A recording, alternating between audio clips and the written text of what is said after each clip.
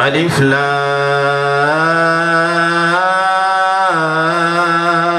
را تلك آيات الكتاب المبين سبحان الله إنا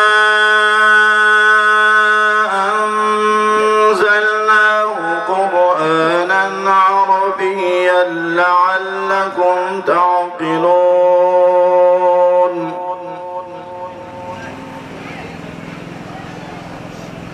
نحن نقص عليك أحسن القصص بما أوحينا إليك هذا القرآن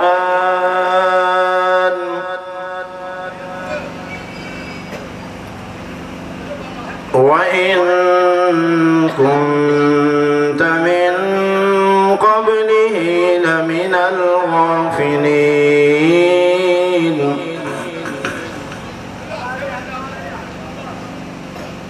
إذ قال يوسف لأبيه يا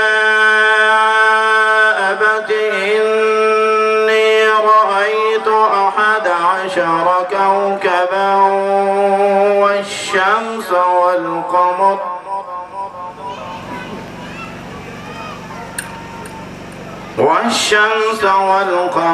رأيتهم لي ساجدين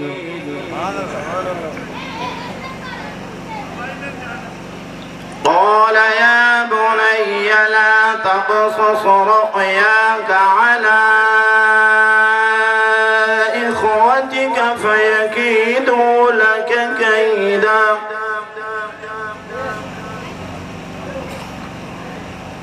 إن الشيطان للإنسان عدو مبين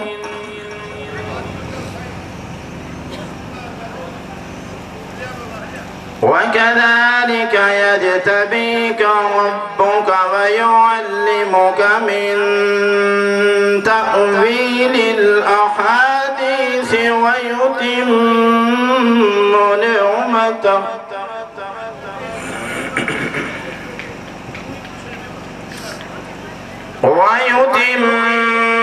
نعمته عليك وعلى آل يعقوب كما أتمها على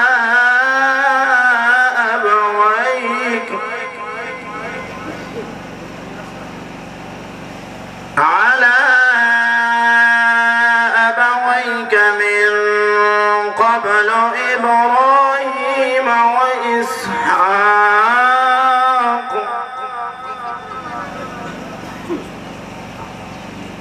إن ربك عليم حكيم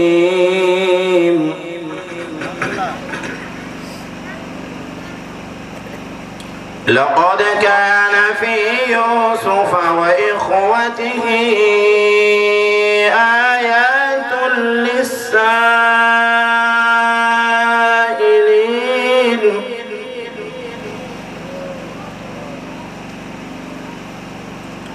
إذ قالوا ليوسف وأخوه أحب إلى أبينا منا ونحن عصبة إن أبانا لفي ضلال مبين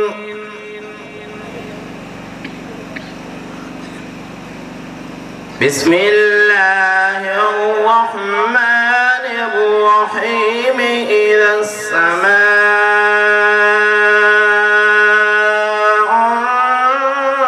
انفطرت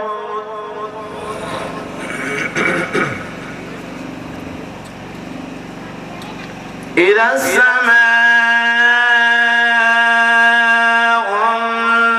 انفطرت وإذا الكواكب انتثرت وإذا البحار فجرت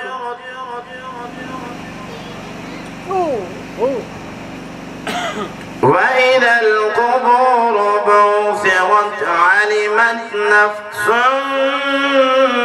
ما قدمت وأخرت يا أيها الإنسان ما غرك بربك الكريم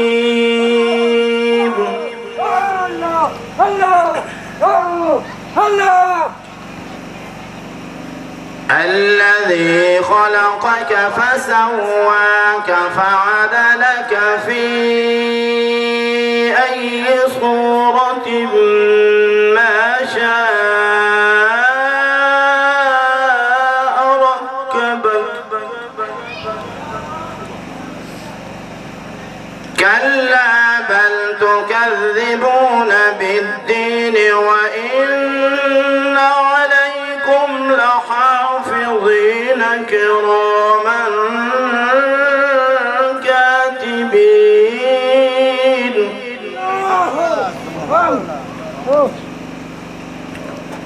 يعلمون ما تفعلون إن الأبرار لفي نعيم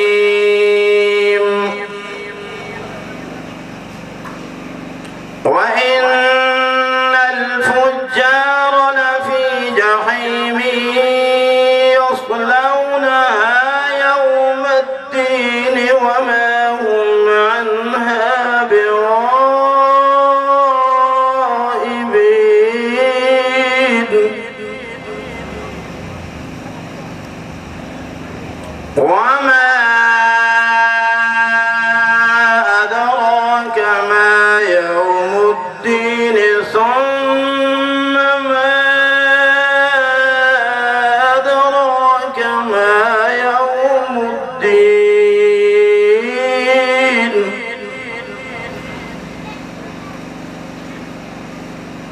يوم لا تملك نفس لنفس شيئا والأمر يومئذ لله آمنت بالله صدق الله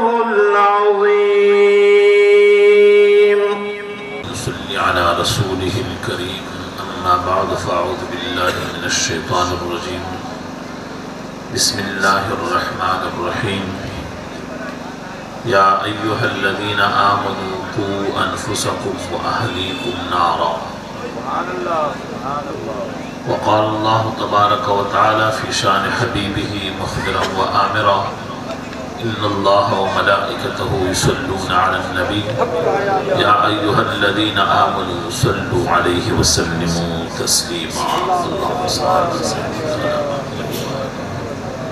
الصلاة والسلام عليك يا سيدي يا رسول الله وعلى آلك وأصحابك يا سيدي يا حبيب الله محترم سامعین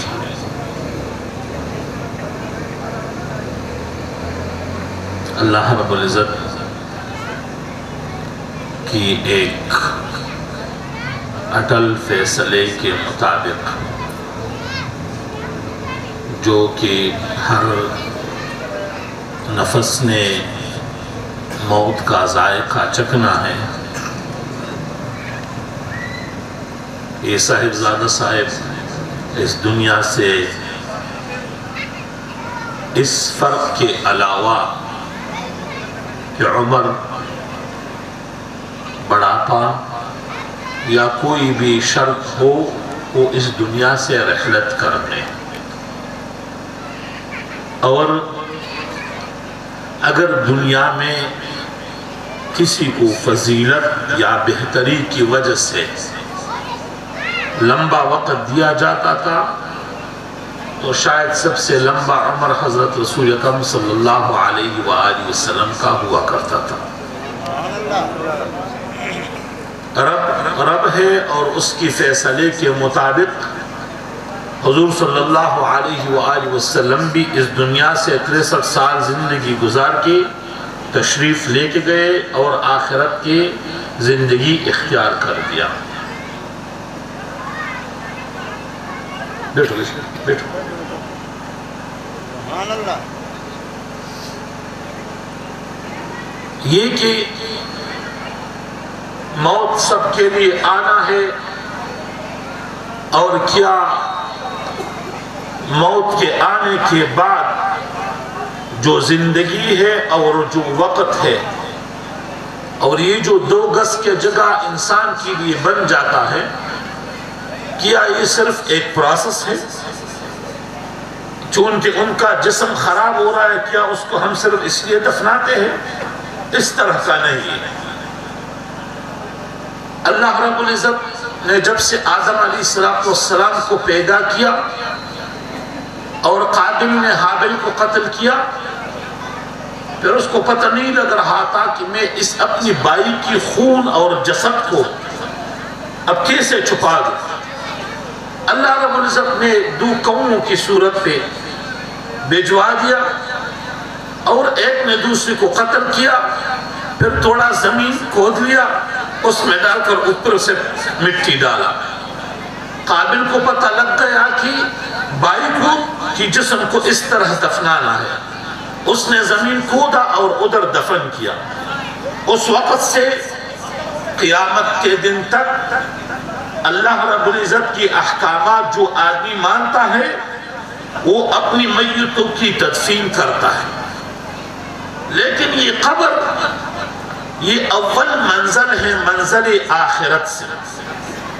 اس قبر میں وحشت ہوتا ہے، اس قبر میں تنہائی ہوتا ہے، اس قبر میں یہ دنیا کی منزل سے آخر منزل، آخرت کی منزل کا پہلا منزل، اوپر حصہ ہم دیکھ رہا ہے، نیچے حصہ آخرت میں حساب ہے۔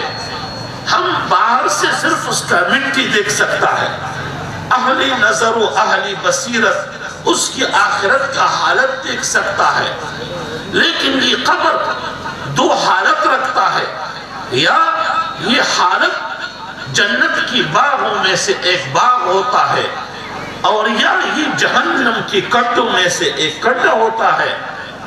ہی روضۃ من ریاض الجنہ اور حفرۃ من حفر النیران، اس 2 حالتوں میں سے ایک حالت ہوتا ہے انسان کا۔ اس قبر کے لیے دنیا میں تیاری کا ہمیں ضرورت ہوتا ہے۔ یہ جو ہم مشائخ کے ساتھ لگے رہتے ہیں، یہ جو ذکر اذکار میں ہوتا ہے، یہ جو زندگی اسی کے لیے وقف کرتا ہے، یہ جو اللہ رب العزت کی احکامات ماننا پڑتا ہے، اللہ رب العزت کی اوامر کو بجا لانا ہوتا ہے، جس چیز سے منع کیا ہے اس سے منع ہونا ضروری ہوتا ہے۔ ان سب کی کام کا جو پہلا سٹیپ ہے، پہلا کام ہے، وہ اس قبر سے شروع ہو جاتا ہے۔ لیکن معاشرت کی خرابی کی وجہ سے اور علم کی کمی کی وجہ سے ہم نے اس کو ایک ہلکا چیز سمجھ چکا ہے۔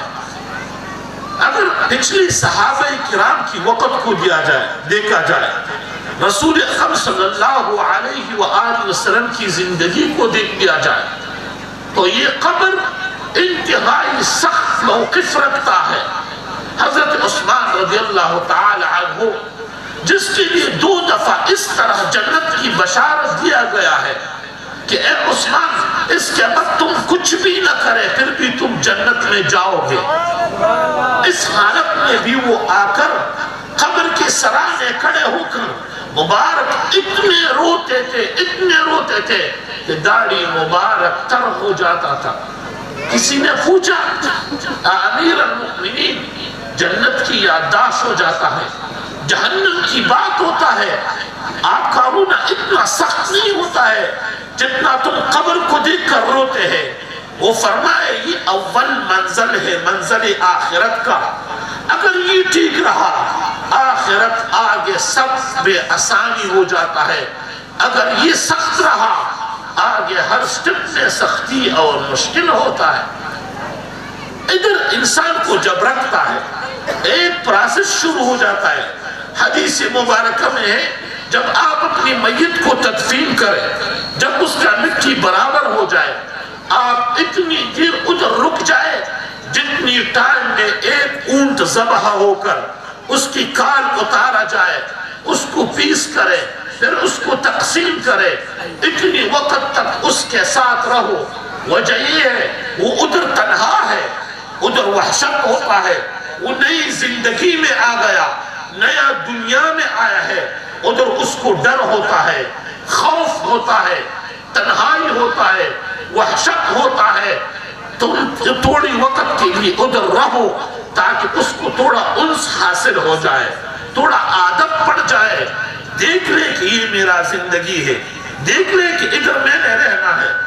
پھر جب آپ اس کو رکھ دے، جب آپ چل پڑے، آخری آدمی کا 7 قدم دور ہو جائے تو 2 ملائکے آتا ہے جس کے لئے نکیر و منکر کہتا ہے. مقصد یہ ہے وہ منکر صفت ہوتا ہے، یعنی تم کبھی اس طرح دیکھا نہیں ہے. انسان کی عمل کے مطابق اس کا شکل اور صورت بنتا ہے.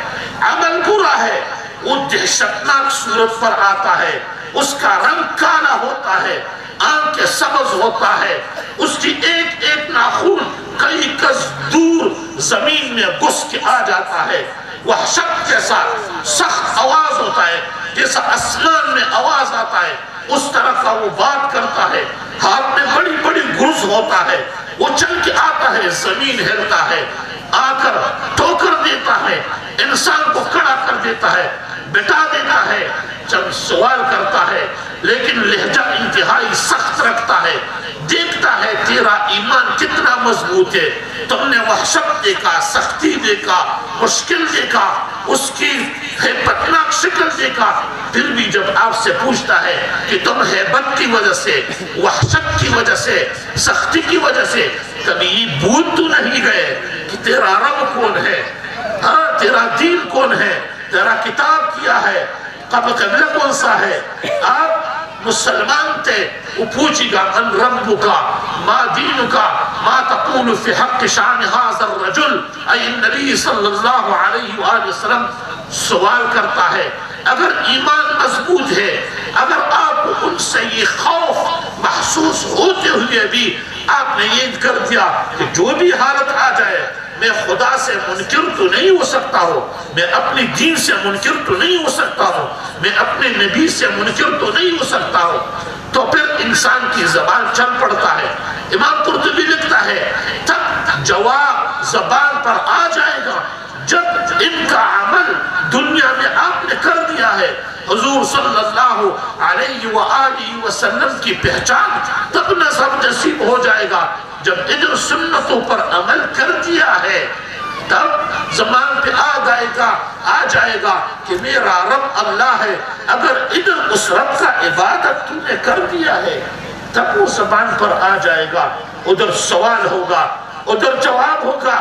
ایک ملائکہ ساتھ اترے گا، آواز دے گا اٹھ ابن آدم، لکھ اپنی عمل کو پہلی دن سے سنی بلوغ سے موت تک ایک ایک دن کی ایک ایک عمل لکھو. تم بیٹھ جاؤ گی، آپ کو ایک عمل اس طرح آ جائے گا جیسا تم نے ابھی کیا ہو. ایک ایک دن کا، ایک ایک منٹ کا، ایک ایک سیکنڈ کا عمل یاد آ جائے گا. تم پوچھو گے عمل کس طرح لکھو، کاغذ کدھر کا ہے؟ وہ آواز دیتا ہے تیرا کفن تیرا کاغذ ہے، تیرا انگلی تیرا قلم ہے، تیرا لعاب دہن یا پسینہ تیرا سیاہی ہے، لکھ دو اپنا عمل. تم اپنے ہاتھ سے خود اپنا عمل لکھو گے، پھر وہ لپیٹ کے سامنے رکھو گے، وہ آپ کی گردن میں ڈالا جائے گا. ملائکہ آئے گا، عمل کی مطابق آسمان سے آواز آ جاتا ہے افرشوہ من الجنہ والبسوہ من الجنہ. اس کے لئے فرش جنت کا ڈالو، اس کے لئے لباس جنت کا ڈالو. عمل خراب ہے، فسق اور فجور ہے، خدا نخواستہ کفر ہے، ضلالت ہے، عقیدہ خراب ہے. بتاتا ہے ان کے نیچے آگ کے گولے بچا دو، ان کو لباس جہنم کی لباس آگ کا بنا ہوا لباس دے دو۔ وہ آگ جس کا ایک جھونکا اگر دنیا میں آ جائے، دنیا میں قیامت کے دن تک کوئی سبزہ نہیں اگے گا، اس آگ کی گولے رکھ کر آپ کو بتائے گا ان پر تو نے سونا ہے، ان کی کپڑے بنا ہوگا، وہ تجھے پہنائے گا، ان میں قیامت کے دن تک رہو گے۔ جہنم کا ایک کھڑکی کھول دے گا، ادھر سے جہنم کا بدبو، ان کی گرم ہوا، ان کی حرارت آگ کا اس قبر میں آ جائے گا۔ یہ حالت رہے گا، یہ قیامت کے دن تک ہوتا ہے، ادھر اور حساب کتاب نہیں کرے گا، قیامت کے دن اٹھنا ہوگا۔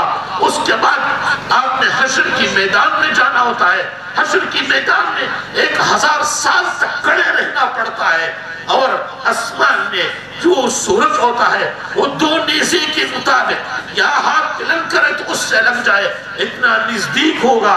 10 سال میں جتنا گرمی چھوڑتا ہے اتنا گرمی ایک وقت میں چھوڑ دے گا۔ ہر انسان اپنی گناہ کے مطابق اپنی پسینے میں غرقاب ہوتا ہے، کسی کا پسینہ گھٹنوں تک، کسی کا ٹخنوں تک، کسی کی ناف تک، کسی کی زبان تک، کسی کی سر سے اوپر جاتا ہے۔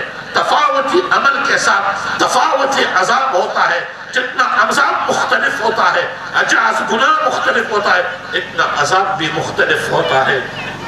یہ سب کچھ ہمارے سامنے پڑا ہے، اس کے لیے تیاری کرنا ہوتا ہے، اس کے لیے خوف خدا رکھنا ضروری ہوتا ہے، ترک گناہ ضروری ہوتا ہے، رب سے ڈرنا ضروری ہوتا ہے۔ پہلا حکم جو قرآن میں نازل ہوا ہے، یا ایہا المدثر قم فانذر وربک فکبر، خداوند نے متعال نے رسول اکرم صلی اللہ علیہ وسلم کے لیے حکم کیا، اٹھ اے چادر میں لپیٹے ہوئے ذات، یا مدثر قم فانذر، اٹھ جاؤ لوگوں کو ڈرا دو مجھ سے، لوگوں کو مجھ سے ڈرا دو۔ 2 امن اور 2 خوف انسان میں اکٹھا نہیں ہو سکتا ہے۔ اس دنیا میں اگر امن کا زندگی گزارا، حدیث مبارکہ کا مضمون ہے، اگر اس دنیا میں تم امن کے ساتھ رہے، یعنی آپ کو ڈر نہیں تھا، آپ کو خوف نہیں تھا، آپ نے قبر کی عذاب سے ڈر نہیں تھا، ہمیشہ آپ پر خوف طاری نہیں تھا، اگر اس طرح کا زندگی ہے تو پھر آخرت میں خوف ہے، ادھر ڈر ہے، ادھر مشکل ہے، ادھر سختی ہوگا۔ اگر اس دنیا میں تو نے خوف کا زندگی گزارا، ادھر ڈر کا زندگی گزارا، ادھر آپ کو ہمیشہ کے لیے خوف ہوگا کہ قبر میں کیسا ہوگا، سوال نکیر منکر کیسا ہوگا، عذاب قبر کیسا ہوگا، میں قیامت کے دن کیسا کروں گا۔ اگر خوف خدا موجود ہے تو پھر آخرت میں امن ہوتا ہے۔ مطلب یہ ہے کہ 2 امن نہیں ہوتا ہے، 2 خوف نہیں ہوتا ہے، ادھر امن کی زندگی گزارا، آخرت میں کوئی امن نہیں ہوگا، ادھر خوف کا زندگی گزارا تو پھر انشاءاللہ آخرت میں خوف نہیں ہوتا ہے۔ محترم سامعین، یہ قبر کی حالت ہوتا ہے۔ میں آپ کو بتا دوں کہ قبر سے ڈر صحابہ کرام نے کتنا تھا۔ رسول اکرم صلی اللہ علیہ وآلہ وسلم اتنی شان اور مرتبے کے ساتھ قبر کی حالت کے بارے میں کیا رائے رکھتا ہے۔ رسول اکرم صلی اللہ علیہ وآلہ وسلم کی بیٹی زینب رضی اللہ تعالی عنہا ہے، رسول اکرم صلی اللہ علیہ وسلم کی بیٹی مبارک ہے، اولاد مبارکہ ہے۔ تم سوچ لو، حضور صلی اللہ علیہ وسلم کی لختی جگر ہے، وفات پا گئی، حضور صلی اللہ علیہ وسلم نے خود اس کا جنازہ پڑھایا، اس کو قبر میں جب اتارا، جب اس کا مٹی برابر کیا، حضور صلی اللہ علیہ وسلم قبر کے سرانے کھڑا ہے، رنگ مبارک تغییر ہو گیا، پھر بحال ہو گیا، پھر تغییر ہو گیا، پھر بحال ہو گیا، پھر تغییر ہو گیا، پھر ایک لمبی دعا کیا۔ پھر اس کے بعد صحابہ کرام نے عرض کیا، یا رسول اللہ صلی اللہ علیہ وسلم، قبر کے ساتھ کھڑے ہو کر آپ کی رنگ مبارک پیلا ہو گیا، کیا مسئلہ تھا؟ رسول اکرم صلی اللہ علیہ وآلہ وسلم نے فرمایا، میں نے زینب کو دیکھا، ان کی نحیف اور کمزور جسم دیکھا، اس کی ضعف دیکھا اور قبر کی عذاب دیکھا۔ اللہ رب العزت سے سوال کیا، الہی برداشت نہیں کرے گا، الہی معاف فرما۔ اب تم کیا خیال کرتا ہے کہ رسول اکرم صلی اللہ علیہ وآلہ وسلم کی ہاتھ مبارک بلند ہو رہا ہے اپنی بیٹی مبارکہ کی مغفرت کے لیے، قبر کی عذاب سے بچنے کے لیے، حضور صلی اللہ علیہ وسلم اللہ رب العزت سے التجا کر رہا ہے، الہ یہ ضعیف ہے، یہ نحیف ہے، یہ کمزور ہے، الہ برداشت نہیں کرے گا، الہی معاف فرما۔ کیا جرأت ہوگا ہمیں یہ کہتے ہوئے کہ قبر میں ہمیں کوئی خوف نہیں ہوگا؟ کیا فکر کرتے ہیں؟ رسول اکرم صلی اللہ علیہ وسلم کی صحابی مبارک ہے، غزوے میں زخمی ہے، غزوے میں زخمی ہے، سعد رضی اللہ تعالیٰ عنہ غزوے میں زخمی ہے، مسجد کے برآمدے میں پڑا ہے، صبح کے ٹائم میں وفات پا گیا، شہید ہو گیا۔ جبریل علیہ السلام آیا، پوچھا یا رسول اللہ صلی اللہ علیہ وسلم آج آپ کی امت میں کون فوت ہوا ہے؟ حضور صلی اللہ علیہ وسلم نے فرمایا مجھے پتہ نہیں۔ نے کہا یا رسول اللہ ایک آدمی آپ کی امت میں آج وفات پا گیا جس سے خدا کا عرش لرزے پر آ گیا۔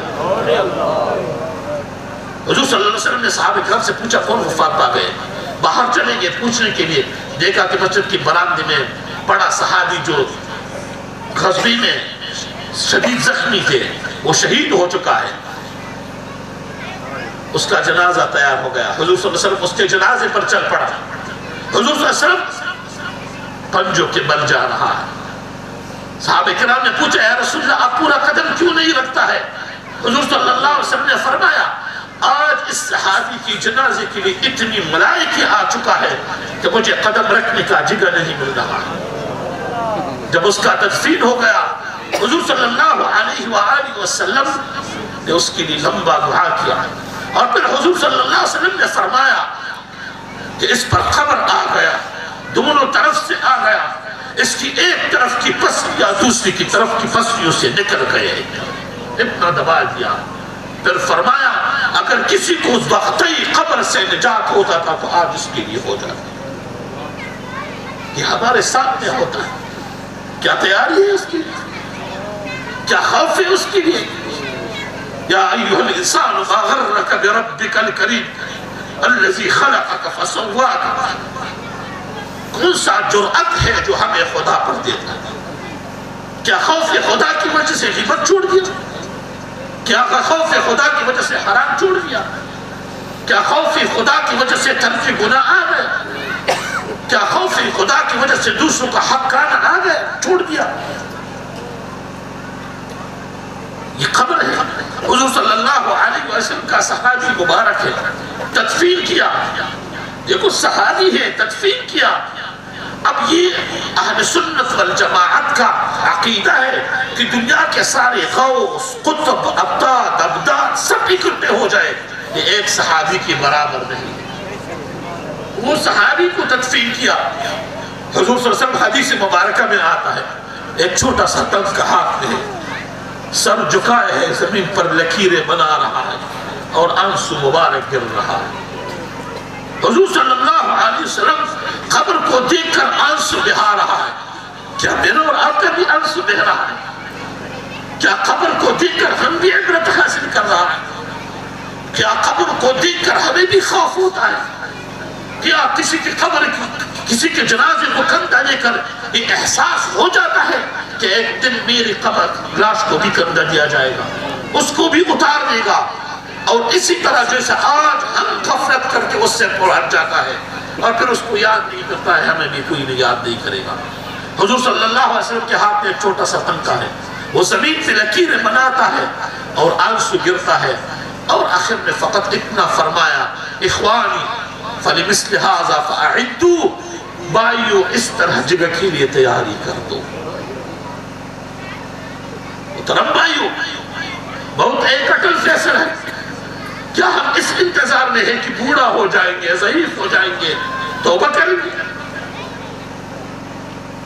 کیا یہ جوان نہیں تھا جو فوت ہو گیا؟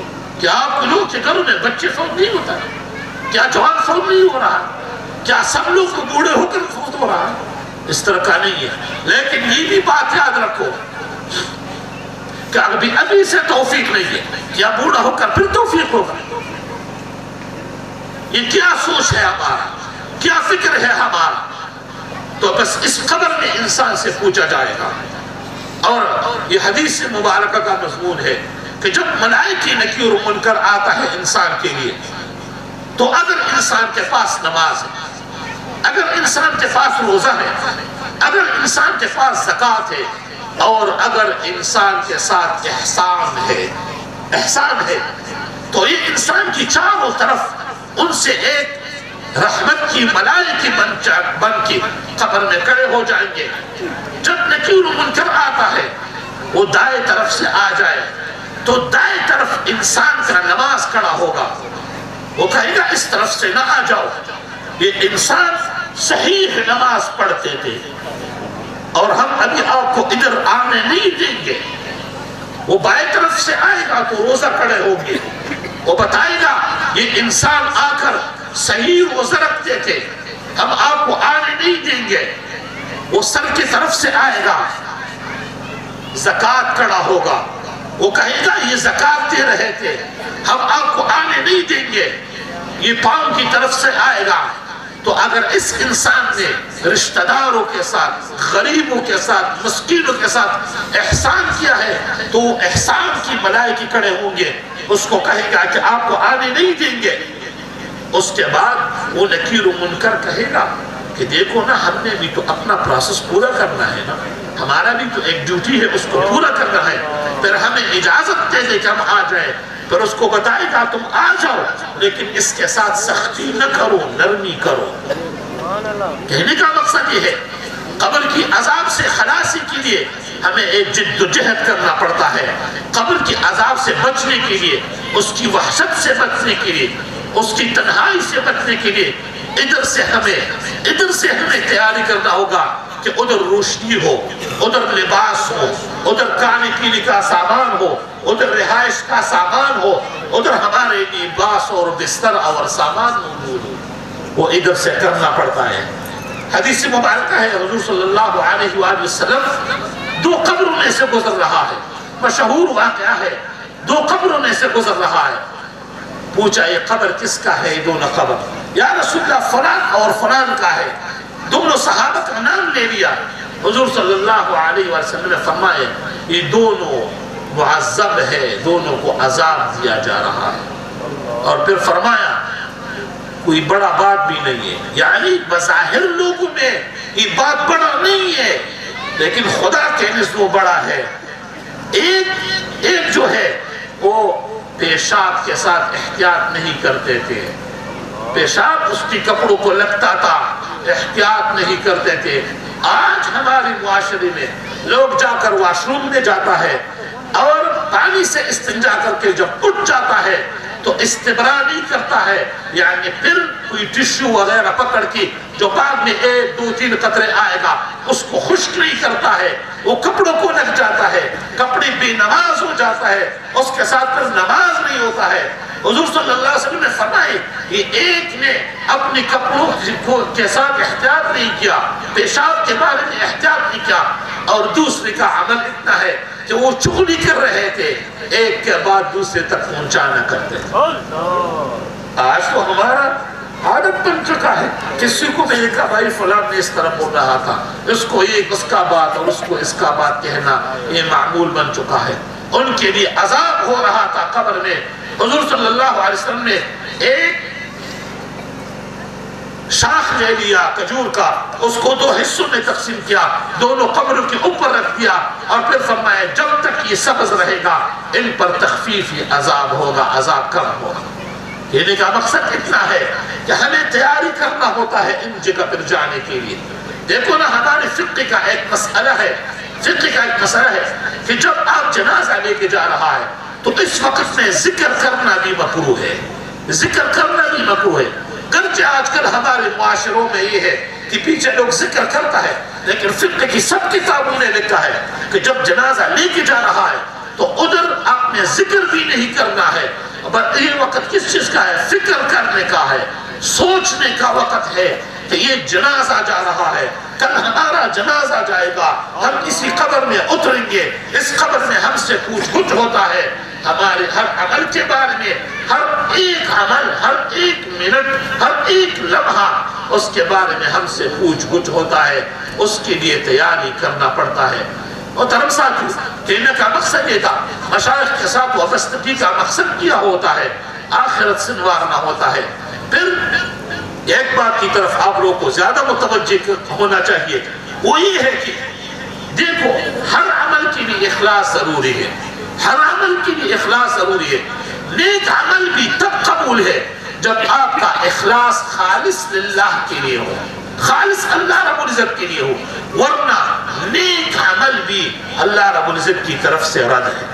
مثال کہتا ہوں، ایک عمل ہے نیک، ایک عمل ہے نیک، نفل ایک نیک عمل ہے، تہجد ایک نیک عمل ہے، لیکن اگر اس میں ریا ہے، اگر اس میں دکھاوا ہے، تو پھر یہ اللہ رب العزت کے نزد قبول نہیں ہے، بلکہ اس کے لیے عذاب ہے، اس کے لیے گناہ ہے، اس کے لیے سخط ہے۔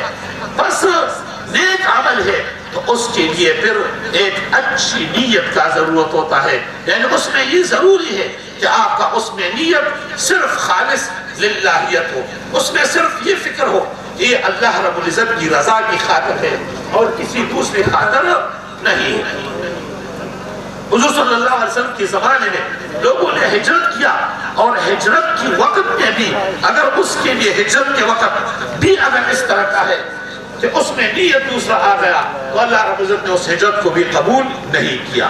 مطلب نیک عمل بھی تب قبول ہے اگر اس میں آپ کا نیت خالص اللہ رب العزت کی رضا کی خاطر ہو، یعنی مشائخ کے پاس جائے، نیت ہی کرے کہ اللہ رب العزت کی قرب اور وصل کو حاصل کرنا ہے، اور اپنی اعمال کو نیک کرنا ہے، اپنی باطن کو صاف کرنا ہے، نیت ٹھیک رہے گا، ہر قدم آپ کا فی سبیل اللہ میں آ جائے گا، ہر لمحہ ہر منٹ آپ کے اللہ رب العزت کی رضا کی سبب بن جائے گے۔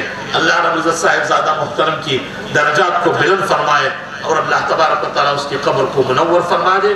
وصلی اللہ تبارک و تعالیٰ علی خیر خلقہ ونور عرش محمد وآلہ وصحبہ۔